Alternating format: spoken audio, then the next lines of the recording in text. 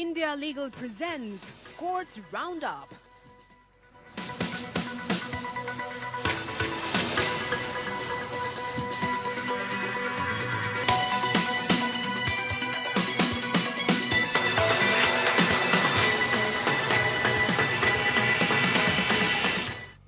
नमस्कार, मैं हूं आपके साथ Neha Dubey. Courts round up में आपका बहुत स्वागत है। इस बुलेटिन में अगले आधे घंटे हम आपको कोर्ट से जुड़ी तमाम छोटी बड़ी खबरों से करवाएंगे रूबरू। कोर्ट की कार्रवाई और सुप्रीम कोर्ट से लेकर हाई कोर्ट्स और लो कोर्ट्स तक के फैसलों को रखेंगे आपके सामने।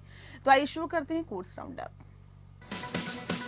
India Legal presents Courts Roundup.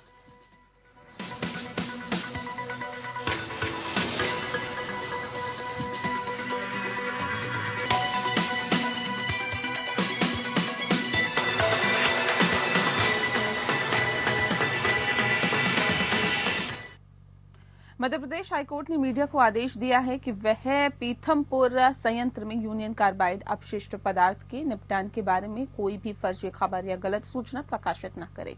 3 दिसंबर 2024 को दिए गए अपने अंतिम आदेश में न्यायालय ने कहा है कि भोपाल गैस त्रासदी को 40 साल बीत चुके हैं, लेकिन अब बंद हो चुकी है।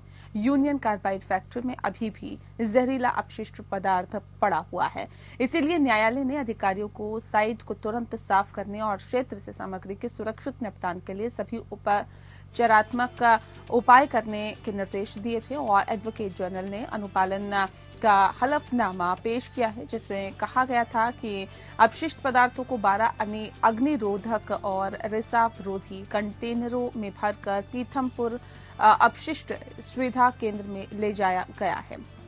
अपशिष्ट पदार्थों का परिवहन पुलिस और प्रशासन के सहयोग से किया गया, जिसमें डॉक्टर्स, अग्निशमन कर्मचारियों और कुशल श्रमिकों से युक्त आरक्षित टीम को तैनात किया गया। हालांकि एडवोकेट जनरल ने कहा है कि सामग्री बस वही पड़ी हुई है, क्योंकि निपटान के बारे में बहुत सारी फर्जी मीडिया रिपोर्ट्स आई हैं, जिससे जनता में भय और भ्रम की स्थिति पैदा हुई है। न्यायालय ने अपना आदेश सुनाते हुए कहा है कि हलफनामे में आगे कहा गया है कि मीडिया के विभिन्न वर्गों द्वारा कुछ काल्पनिक मीडिया रिपोर्ट्स के आधार पर भारी जन आक्रोश है और ऐसे में जिसमें निराधार अफवाहें फैलाई गई है, जिससे ये तस्वीर पेश की जा सके अगर अपशिष्ट को पीथमपुर में सुविधा केंद्र में उतार कर उसका निपटान किया गया तो एक और औद्योगिक आपदा आ जाएगी, जिससे पर्यावरण पर गंभीर प्रभाव पड़ेगा। उक्त दुष्प्रचार को दूर करने के लिए प्रतिवादी ने राज्य के विभिन्न अधिकारियों को विश्वास बहाली के लिए कार्रवाई करने तथा उन्हें वास्तविक जानकारी देकर उनके मिथक को दूर करने का निर्देश जारी किया है, जिससे वे फर्जी खबरों और बदमाशों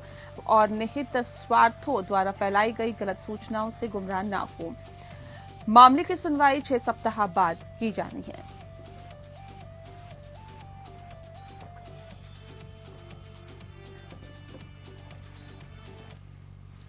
इलाहाबाद हाईकोर्ट ने ऑल्ट न्यूज के सह संस्थापक मोहम्मद जुबैर की गिरफ्तारी पर रोक 16 जनवरी तक बढ़ाई है। बता दें आपको कि राहत की अवधि इसीलिए बढ़ाई गई है क्योंकि कोर्ट ने जुबैर को एक्स पर यति नरसिंहानंद द्वारा कथित भड़काऊ भाषण के संबंध में, उनके पोस्ट को लेकर उनके खिलाफ दर्ज एफआईआर के संबंध में राज्य सरकार द्वारा दायर जवाब दाखिल करने के लिए 10 दिन का समय दिया है। जस्टिस सिद्धार्थ वर्मा और जस्टिस योगेंद्र कुमार श्रीवास्तव की खंडपीठ ने एफआईआर को चुनौती देने वाली जुबैर की याचिका पर सुनवाई करते हुए ये आदेश पारित किया। इससे पहले 20 दिसंबर को हाईकोर्ट ने मौखिक रूप से ये टिप्पणी करते हुए कहा है कि कोई खूंखार अपराधी नहीं है और उसकी गिरफ्तारी पर 6 जनवरी तक रोक लगा दी गई थी। अपने 6 पन्नों के आदेश में कोर्ट ने अस्थायी रूप से कहा है कि एफआईआर को पढ़ने से धारा 196 बीएनएस के तहत अपराध बनता है। हालांकि ये देखा जाना बाकी है कि उसके खिलाफ धारा 152 बीएनएस बनती है या नहीं। जुबैर पर गाजियाबाद पुलिस ने अक्टूबर 2024 में एक एफआईआर दर्ज की, जिसमें विवादास्पद पुजारी यति नरसिंहानंद के सहयोगी की शिकायत के बाद धार्मिक समूहों के बीच दुश्मनी को बढ़ावा देने का आरोप लगाया गया। जुबैर ने कथित तौर पर 3 अक्टूबर को वीडियो का थ्रेड पोस्ट किया।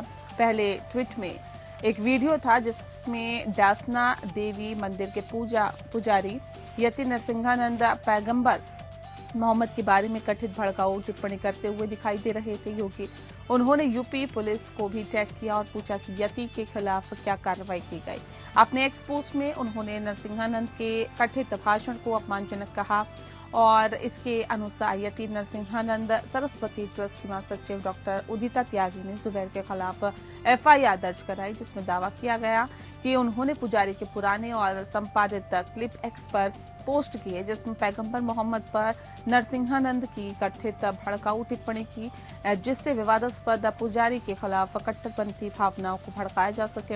एफआईआर को चुनौती देते हुए जुबैर ने हाईकोर्ट का रुख किया, जिसमें कहा गया कि उनकी एक्स पोस्ट में यति के खिलाफ हिंसा का आह्वान नहीं किया गया। उन्होंने केवल पुलिस अधिकारियों को नरसिंहानंद की हरकतों के बारे में सचेत किया। उन्होंने कानून के अनुसार कार्रवाई की मांग की और ये दो वर्गों के लोगों के बीच वैमनस्य या दुर्भावना को बढ़ावा देने के बराबर नहीं हो सकता।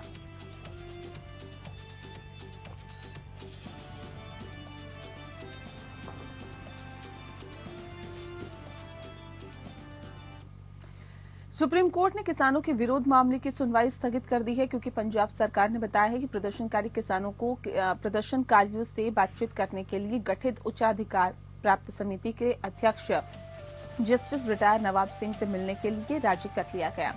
पंजाब राज्य की ओर से सीनियर एडवोकेट कपिल सिब्बल ने जस्टिस सूर्यकांत और जस्टिस एनके सिंह की पीठ को बताया कि बैठक हो रही है, उम्मीद है कि कोई सफलता मिलेगी। गौर करने वाली बात यह है कि इससे पहले किसान संगठन संयुक्त किसान मोर्चा, जो विरोध प्रदर्शन में सबसे आगे हैं, उसने पैनल से मिलने से इनकार कर दिया था, जिसका गठन पिछले साल सितंबर में सुप्रीम कोर्ट ने किया था। सिब्बल ने खंडपीठ से अनुरोध किया है कि वह सुनवाई स्थगित कर दें, जो पंजाब के अधिकारियों के खिलाफ किसान नेता जगजीत सिंह डल्लेवाल को अस्पताल नहीं ले जाने के लिए दायर अवमानना याचिका पर विचार कर रही है। खंडपीठ ने मामले की सुनवाई शुक्रवार के लिए स्थगित कर दी है। पिछले सप्ताह पीठ ने डल्लेवाल को अस्पताल ले जाने के निर्देश का पालन नहीं करने पर राज्य सरकार से नाराजगी जताई थी। खंडपीठ ने दोहराया कि उसका आदेश डल्लेवाल का अनशन तोड़ने के लिए नहीं था और स्पष्ट किया कि वे चिकित्सा देखरेख में अपनी भूख हड़ताल जारी रख सकते हैं। डल्लेवाल 26 नवंबर से खनौरी सीमा पर आमरण अनशन पर हैं और केंद्र सरकार से फसलों के लिए न्यूनतम समर्थन मूल्य की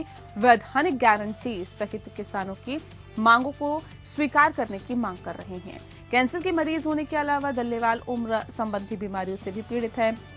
बताया जा रहा है कि उनकी बिगड़ती सेहत के कारण वह अब पानी भी नहीं पी पा रहे हैं। कहा यह भी जा रहा है कि अगर वह अपना 41 दिन का अनशन तोड़ भी देते हैं तो भी वह पूरी तरह से ठीक नहीं हो पाएंगे। पिछली सुनवाई में न्यायालय ने स्पष्ट किया कि उसने डल्लेवाल को अनशन तोड़ने का निर्देश नहीं दिया था, बल्कि उसे केवल अस्पताल में भर्ती कराया जाना चाहिए कहा था, और जिससे उसके स्वास्थ्य की उचित निगरानी की जा सके। लेकिन न्यायालय को बताया गया कि पंजाब सरकार द्वारा स्थिति को शांत करने के लिए वार्ताकारों के जुटाने के बावजूद किसान नेता के किसी भी मेडिकल हस्तक्षेप से इनकार किया है, और ऐसे में जब तक कि केंद्र सरकार हस्तक्षेप न करे, न्यायालय पंजाब और हरियाणा राज्यों के बीच शंभू बॉर्डर को खोलने के पंजाब एंड हरियाणा हाईकोर्ट के निर्देश के खिलाफ राज्य की याचिका में हरियाणा सरकार द्वारा दायर एसएलपी पर सुनवाई कर रहा था।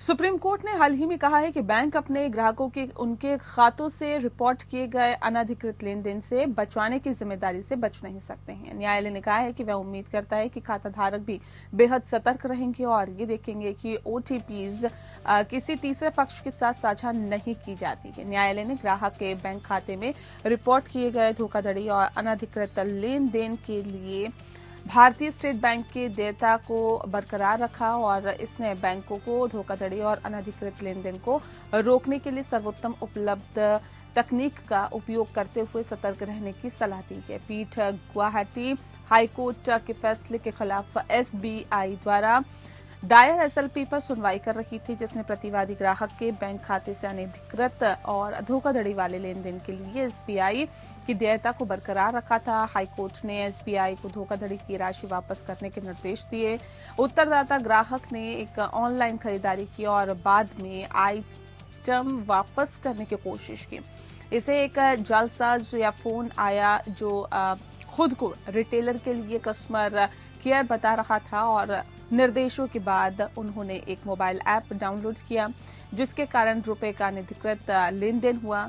एसबीआई ने ग्राहक द्वारा ओटीपी और एम पिन साझा करने के कारण अधिकृत लेन देन का दावा करते हुए देयता से इनकार कर दिया। बता दें आपको कि इसके विपरीत उत्तरदाता ग्राहक ने दावा किया कि उसने कभी भी ओटीपी या एमपिन जैसी संवेदनशील जानकारी साझा नहीं की है। उन्होंने दावा किया कि धोखाधड़ी खुदरा विक्रेता और वेबसाइट पर डेटा उल्लंघन के कारण हुई है, जिस पर उनका कोई नियंत्रण नहीं था। ये देखते हुए कि लेन देन धोखाधड़ी और अनधिकृत था, जिसे प्रतिवादी द्वारा तुरंत रिपोर्ट किया गया था, न्यायालय ने अच्छी तरह से तर्कपूर्ण अपेक्षित निर्णय से हस्तक्षेप करने से इनकार कर दिया, चूंकि लेन देन की सूचना अपीलकर्ता बैंक को 24 घंटे के भीतर दी गई थी और इसीलिए अदालत ने एसबीआई के इस तर्क को खारिज कर दिया था कि प्रतिवादी के प्रति उसकी कोई देनदारी नहीं है और ऐसे में न्यायालय ने ग्राहकों से सतर्कता बरतने की अपेक्षा की और ओटीपी और उत्पन्न पासवर्ड को किसी तीसरे व्यक्ति के साथ साझा नहीं किया। हम उम्मीद करते हैं कि ग्राहक यानी खाता धारक भी बेहद सतर्क रहें और ये देखें कि उत्पन्न ओटीपीज किसी तीसरे पक्ष के साथ साझा नहीं की जा सकती है और ऐसे में किसी विशेष स्थिति में और किसी मामले के तथ्यों और परिस्थितियों में ये ग्राहक भी जिसे किसी तरह या दूसरे तरीके से लापरवाही करने के लिए जिम्मेदार ठहराया जा सकता है। सुप्रीम कोर्ट ने नोएडा में 2005 से 6 के सिलसिलेवार हत्या मामले के आरोपियों में से एक सुरेंद्र कोहली को बरी किए जाने को चुनौती देने वाली याचिकाओं पर अंतिम सुनवाई के लिए कहा है। सुनवाई 25 मार्च 2025 को होने की उम्मीद है। जस्टिस वी आर गवाई और जस्टिस ए.जी. मसीह की खंडपीठ ने कोहली की ओर से वकील पायुषी राय की दलीलें सुनने के बाद ये आदेश पारित किया है, जिन्होंने कहा कि मामले में चौंकाने वाला और एकमात्र सबूत एक बालिया बयान है जो कि 60 दिनों की हिरासत के बाद दर्ज किया गया था और ये जिसमें कोहली ने कहा था कि उसे प्रताड़ित किया गया था। हिरासत जारी होने पर प्रकाश डालते हुए उन्हें प्रार्थना की कि इस मामले को मार्च में अंतिम निपटान के लिए सूचीबद्ध किया जाए। मामले को मार्च तक के लिए पोस्ट करते हुए अदालत ने रजिस्ट्री को ट्रायल कोर्ट रिकॉर्ड मांगने और पार्टियों को उसी की प्रति आपूर्ति करने के निर्देश दिए हैं। नोएडा के निठारी कांड का मामला दिसंबर 2006 में तब सामने आया था जब नोएडा के निठारी में मोनिंदर सिंह पंडेर के घर के पीछे एक नाले से कई बच्चों महिलाओं के कंकाल बरामद किए गए थे। जांच के बाद पंडेर और उसके नौकर सुरेंद्र कोहली के खिलाफ सीबीआई ने अन्य बातों के साथ साथ हत्या और बलात्कार का मामला दर्ज किया था। हालांकि अक्टूबर 2023 में इलाहाबाद हाईकोर्ट की खंडपीठ ने सबूतों के अभाव में पंडेर और कोहली को बरी कर दिया। जांच के तरीके पर सवाल उठाते हुए उच्च न्यायालय ने हत्या के पीछे अंग व्यापार के वास्तविक कारण होने की प्रबल संभावना को पूरी तरह से अनदेखी करने के लिए सीबीआई को फटकार लगाई।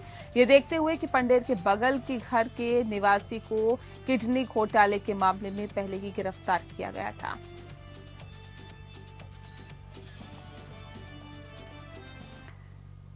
प्रशांत किशोर ने कंडीशनल बेल यानी कि सशर्त जमानत लेने से इनकार कर दिया है। बता दें कि वह जेल भेजे जा सकते हैं। प्रशांत किशोर के अधिवक्ता IV गिरी ने जानकारी दी है कि पीके ने बेल बॉन्ड भरने से मना कर दिया।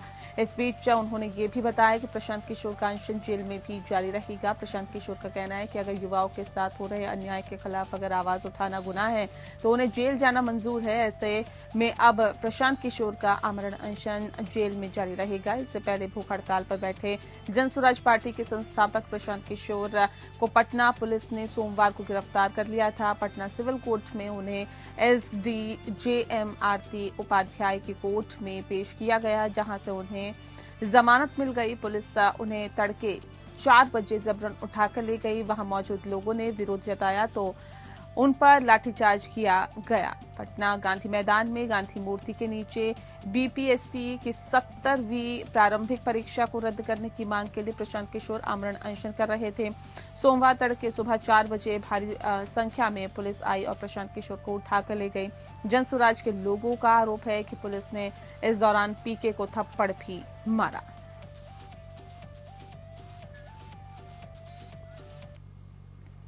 मुंबई में आईटीएटी में Kohinoor planet construction private limited के मामले पर सुनवाई हुई। ये केस निर्धारण केस 2017 से 18 के लिए कर अधिकारियों द्वारा की गई अस्वीकृति के खिलाफ निर्धारित द्वारा दायर अपील से संबंधित है। प्राथमिकी मुद्दे ब्याज व्यय के आवंटन, धन के डायवर्जन के इर्द गिर्द घूमते हैं और गैर व्यावसायिक उद्देश्य और देर से भुगतान, टीडीएस और ब्याज से संबंधित प्रावधानों की अस्वीकृति।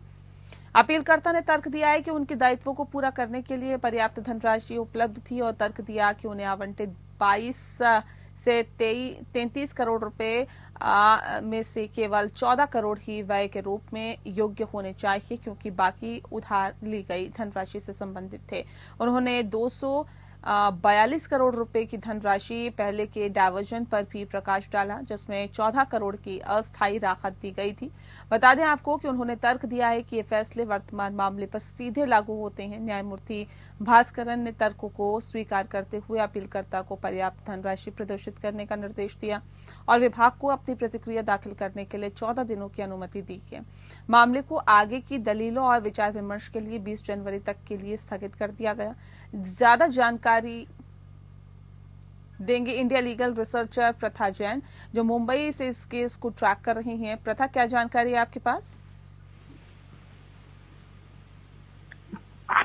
प्रथा, आवाज मिल रही है आपको? जी प्रथा, क्या जानकारी है आपके पास इस केस से रिलेटेड? जी, ये केस असेसी द्वारा फाइल की गई एक अपील के बारे में है। इसमें टैक्स अथॉरिटीज ने असेसमेंट ईयर 2017-18 के लिए कुछ डिसअलाउंसेस किए थे। केस का प्राइमरी इशू इंटरेस्ट एक्सपेंसेस की एलोकेशन, नॉन बिजनेस पर्पसेस के लिए फंड्स का डाइवर्जन और late payments, TDS, interest related provision, disallowances से जुड़े हैं।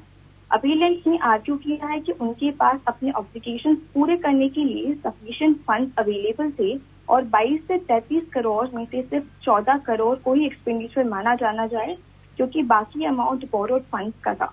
एपिलेंट ने ये भी हाईलाइट किया है कि पहले फंड्स का डाइवर्शन तकरीबन 242 करोड़ तक का हुआ था, जिसमें से टेम्पररी रिलीज सिर्फ 14 करोड़ के लिए दिया गया था। प्रोसीडिंग्स के दौरान एपिलेंट के रिप्रेजेंटेटिव ने अपने क्लेम्स को सपोर्ट करते हुए कोलकाता और कर्नाटका हाई कोर्ट के जुडिशियल प्रोसीडिंग्स को साइट किया है और क्लेम किया है कि ये रूलिंग प्रेजेंट मैटर पर डायरेक्टली अप्लाई होती है।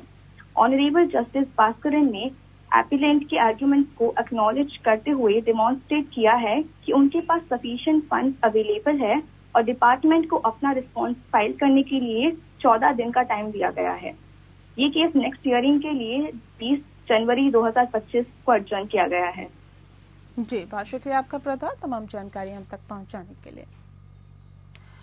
और अगली खबर का रुख करते हैं। अब आइए इंडिया लीगल के वेब रिपोर्टर से समझते हैं कि नागरिक कानून के विभिन्न शाखाओं पर लागू रिलेशन बैंक का सिद्धांत आखिर क्या होता है।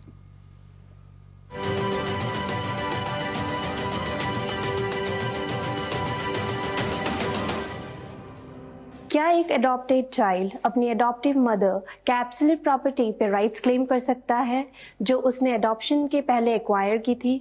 सुप्रीम कोर्ट ने श्री महेश वर्सेस संग्राम एंड ओरिस केस में इस इशू को क्लैरिफाई किया जब उन्होंने हिंदू सक्सेशन एक्ट 1956 और Hindu adoption and maintenance act 1956 के बीच के संबंध एग्जामिन किया। कोर्ट ने doctrine of relation back explain किया जो एक अडॉप्टेड चाइल्ड को ये क्लेम करने का अधिकार देती है कि उसका हक ऐसा है जैसे वो अडॉप्टिव फादर के डेथ के टाइम एग्जिस्ट करता था। लेकिन कोर्ट ने इस डॉक्ट्रिन के लिमिटेशंस पर जोर दिया, specifically section 12 clause C of HAMA और सेक्शन 14 क्लॉज 1 ऑफ HSA के अंदर। कोर्ट ने ये रूल किया कि जब एक फीमेल हिंदू की property section 14 clause 1 of HSA के तहत एब्सोल्यूट प्रॉपर्टी बन जाती है तो वो जॉइंट फैमिली प्रॉपर्टी का हिस्सा नहीं रहती।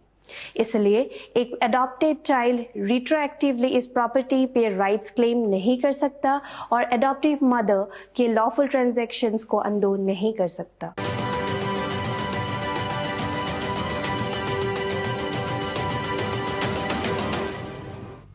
और इसी के साथ फिलहाल इस बुलेटिन में इतना ही। नमस्कार। India Legal presents Courts Roundup.